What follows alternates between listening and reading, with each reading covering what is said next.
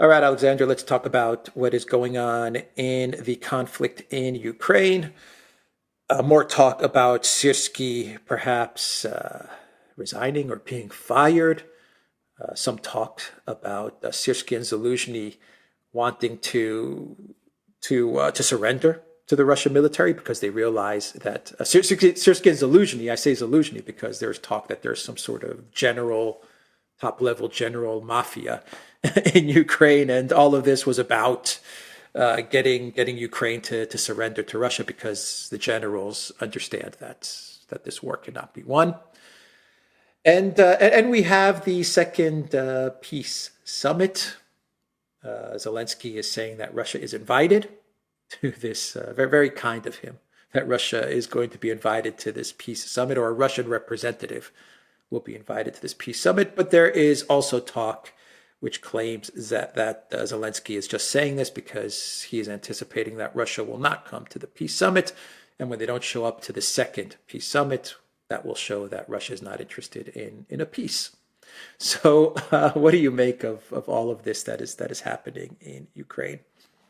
I think that Zelensky has no real sincere wish to negotiate or to achieve peace. I think, as I've discussed in many programs, as we've discussed on programs here, I think that Zelensky understands perfectly well that if there was a serious move now to achieve peace and to end the war with Russia, not only would there be an immediate political crisis in Kiev, I mean, the Azov Brigade has already given warnings, basically telling Zelensky if he goes down that road, they'll be after him.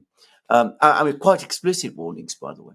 But not only that, but I think he also knows that even if he were to survive that physically, politically, he would be toast. I mean, he would not be able to remain president of Ukraine if, after all these years of war and after all these terrible sacrifices, of which we would at that point begin to get finally something like a true measure, and the Ukrainian people would get a true measure of it as well. Anyway, I think Zelensky knows perfectly well that he would not be able to survive politically if the war were to end. And as I said, his own personal position, his own physical position is at risk too. So I don't think he wants peace, but at the same time, the situation in Ukraine overwhelmingly points to the need for it. So I don't know for sure what advice Syrski and perhaps Zelensky are giving. But Bezuglaya, who's one of the deputies in the Rada, is going around telling everybody that Syrski's telling everyone that surrender now is the only thing that can happen, that the military is almost played out, that they can't keep on resisting for much longer, that Ukraine's resources are all but exhausted. So she's saying this. She's saying that this is what Syrski is saying. Zelensky might be saying the same thing. One does get the sense that the top military leaders understand how desperate the situation is becoming. Every single day, we get more reports of appalling Ukrainian casualties. They're now running, according to the Russians, at around 2,000 men, dead and wounded every day. Casualties Ukraine cannot replace. Every day we get reports of more Russian advances, more fortified positions falling to the Russians. This morning, reports that a key road to the fortified town of Vuhledar has been cut, that the Russians have broken into the main part of Chasiv Yar. This is now happening every single day. Ukraine being bombed and smashed, growing doubts about the abilities of the F-16s to achieve anything in the war. The European Union's promises of hundreds of thousands of shells have dwindled to nothing. President Pavel's plan to supply Ukraine with shells that were going to be bought on the international arms market have turned into a sick joke, just as we predicted they would do. The European Union claiming that they were going to produce 1.7 million shells, most of which would be supplied to Ukraine this year. It looks as if they won't be able to produce even as much as a third of that amount, and nobody thinks that they can produce more. Germany halving the military support it's going to supply to Ukraine next year because it's facing a budget crisis. The situation in France looking incredibly complicated. The situation in the United States looking incredibly complicated. Britain basically exhausted, unable to do much more. So everything points to the need for negotiations.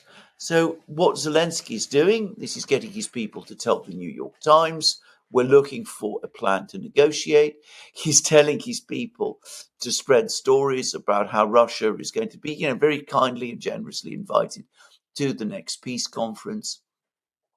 All of this, it looks to me like Ukraine, or rather like Zelensky himself, playing for time, hoping that something somewhere will turn up. They're telling the economists today that they again think that Russia is almost out of weapons. Remember that? We've heard that before. Big article today in The Economist that Russia is almost out of weapons. Its tank stocks and infantry fighting vehicles are exhausted. We'll be talking about this in 20 years. Exactly. Anyway, apparently, they're clutching on to all those sort of hopes. I don't think that Zelensky really wants negotiations. But the fact that there is this talk floating around about it shows how desperate the situation is and how great the pressure to end the war in Ukraine has now become. So what is Zelensky going to do? What is Zelensky going to do? I mean, Ukraine is being smashed. Yes. Is there some sort of a plan from NATO, from the collective West? I mean, do they have a plan? They were talking about a no-fly zone in the west of Ukraine. They were talking about airfields in the west of Ukraine where the F-16 would take off from. They've been talking about isolating Crimea. France was talking about sending troops to Odessa. I mean, do they have a plan? Is there something that's going to save Zelensky? Is that what he's holding out hope for? No, I think they've Or never he doesn't had know. He doesn't know. Right. I don't think NATO has ever had a plan. I think that they have had various schemes, like isolating Crimea by, bombarding the place with missiles. Only that hasn't really worked.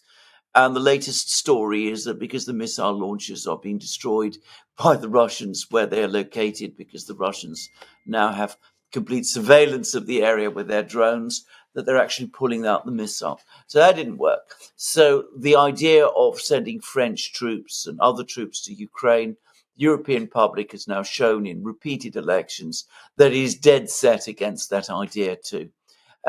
So I don't think they've got a plan. Basing the fighter jets in Romania and Poland, the Russians have given strong warnings against that. The Pentagon isn't keen on that idea because it doesn't want to get into a clash with the Russians. And the no-fly zone idea that Zelensky floated when he went to Poland, getting the Poles to shoot down the missiles over Ukrainian territory, well, the Poles were clearly blindsided, but they've now clearly been told again by the Pentagon, we're not interested in this, and the Poles have pulled back on that. So I don't think they have a plan. I think that Zelensky, to the extent that he has a plan, it's this. Firstly, hold on for as long as he can, in the hope that something, as I said, will turn up. Maybe the Russians will run out of tanks. Maybe Putin really will fall ill with cancer. Maybe there will be big protests in Russia. Who knows? But I think that even Zelensky, in his calmer moments, realizes that none of that is very likely. So I think he wants to hold out until basically the bitter end. And then when it's clear that everything is going to fall apart. He's going to try to do what Ghani did in Afghanistan and Thieu did in Vietnam. He's going to get on his plane and fly with his briefcases and suitcases to the West and to the United States, and perhaps hope that he can set up a government in exile there. I think that is his plan, actually. I don't think he has anything more sophisticated or planned or thought through than this.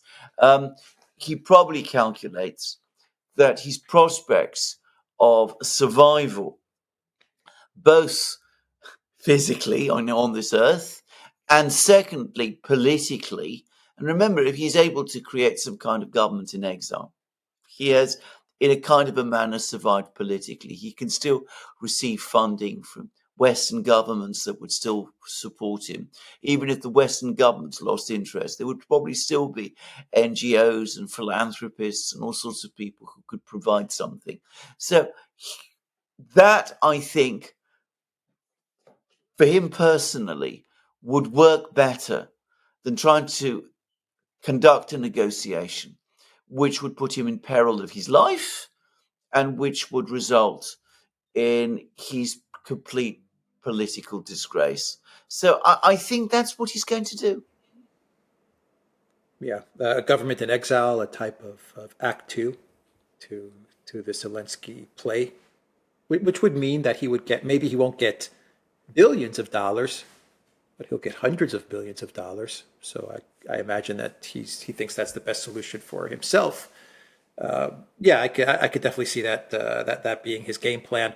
But you have to wait until you have to time it right. Yes. So you have to wait until the very end, right before the collapse, minutes before the collapse, to get on your plane and to have your suitcases packed with cash and to get out. Yeah, he's going to have to time this very, very well. Yeah. He's had plenty Lavrov of Batista in Cuba, there's a Thieu in Vietnam, Ghani in Kabul. They all did it. And he has to pick his destination. Oh, he has to pick the right destination as well, where he's going to be protected to set up this government in exile. Yeah. So Lavrov is in New York. He was attending the UN Security Council meeting, and he said some interesting things about Ukraine. Project Ukraine's failure and collapse, and how it will affect NATO. Yeah. What are your thoughts on what Lavrov said? I think the first thing to say is that Lavrov clearly doesn't believe in any of these Ukrainian overtures. I mean, this is absolutely obvious to me from what he was saying. Basically, Lavrov's point is that the Western powers have used Ukraine, that Ukraine has failed, that they're hoping in some way to sort of cast it aside, but they won't be able to do that without this having a massive impact on their own credibility and their own ability to function as a future organization. And I think he's right. He said that the narrative about the fact that if Ukraine loses, then Russia's going to invade Estonia and the Baltic states and move into NATO territory. He said that's a manipulation. The truth of the matter is, according to Lavrov, is that if Ukraine loses, that it's going to be the Baltic states and other NATO member states that are going to lose their trust in NATO and in the U.S. protection of their country with regard to the NATO umbrella, and they're going to start to leave NATO, which will eventually lead to the collapse of NATO and the collapse of the European Union. What do you make of that thinking from Lavrov? He is absolutely right. If NATO fails, well, not if NATO fails, NATO having failed in Ukraine in this absolutely spectacular way. And remember, Ukraine is a big country, large population, big army, army heavily built up, trained and reinforced by the NATO powers. If NATO can't defeat the Russians in Ukraine, there is absolutely no way that it can defeat the Russians in the Baltic states.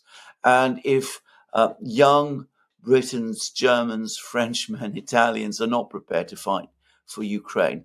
They're not going to be prepared to fight for the Baltic states either. And the current generation of Baltic leaders probably will refuse to accept this. But future generations of Baltic leaders may begin to understand that. And though I think Lavrov's expectations that they will all quit NATO are a bit of a stretch, there is no doubt at all. There is no doubt that defeat in Ukraine, especially on the scale that we're about to see, is going to severely damage the credibility of the whole NATO system, and that it might ultimately not survive this.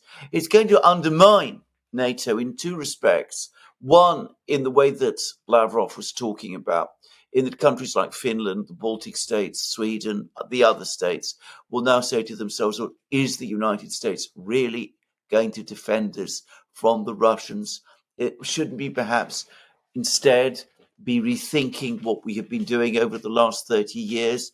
Perhaps we should look to the Russians instead. So there's that collapse of credibility. But the other one, which I think people aren't picking up on, is that for many people in the United States, it's now become clear what a dangerous thing these open-ended commitments that the NATO bureaucracy has foisted on the United States are.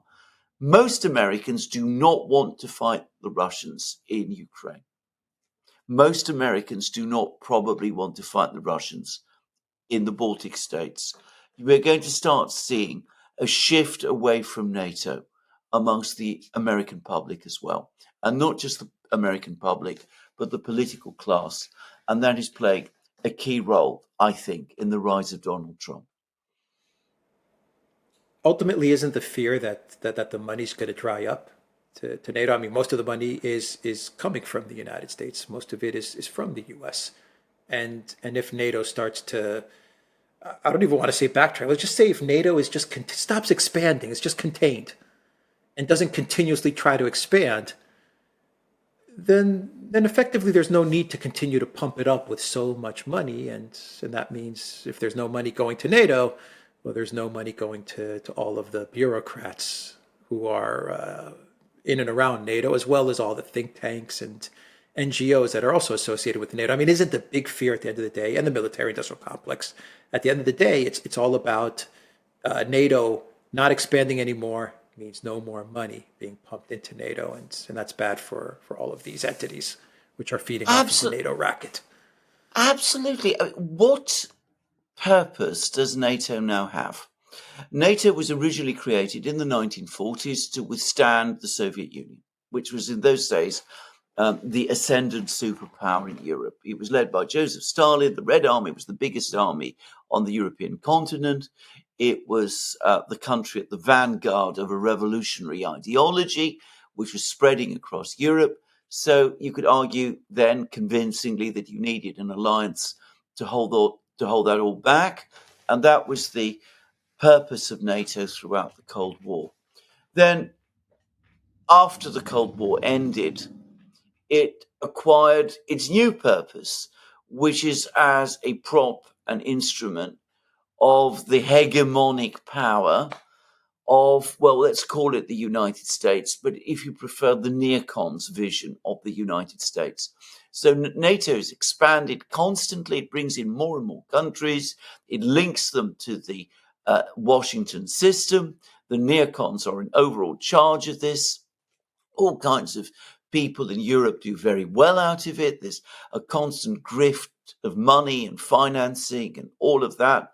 And the inherent logic of that kind of NATO, very different from the earlier NATO, is that it constantly expands. It expands in Europe, it expands in Eurasia, it isolates the countries and ultimately destroys the countries which the neocons identify as the enemy. First Russia, then China. It expands ultimately to the Asia-Pacific region as well. If NATO cannot do that anymore, if NATO is stopped, if the whole process of NATO expansion ends, if it's isolated in itself, well, what purpose does it serve ultimately? Because it's no longer an effective mechanism for expanding neocon power. So at that point, it loses its second purpose. And there isn't realistically going to be a third one. So the whole thing starts to wind down. There's less interest in providing it with the money and with the support and with the personnel and all of those things. There's less interest in creating this vast array of think tanks and publications and NGOs and agencies that cluster around it, that feed off, again, the money that the US taxpayers are providing.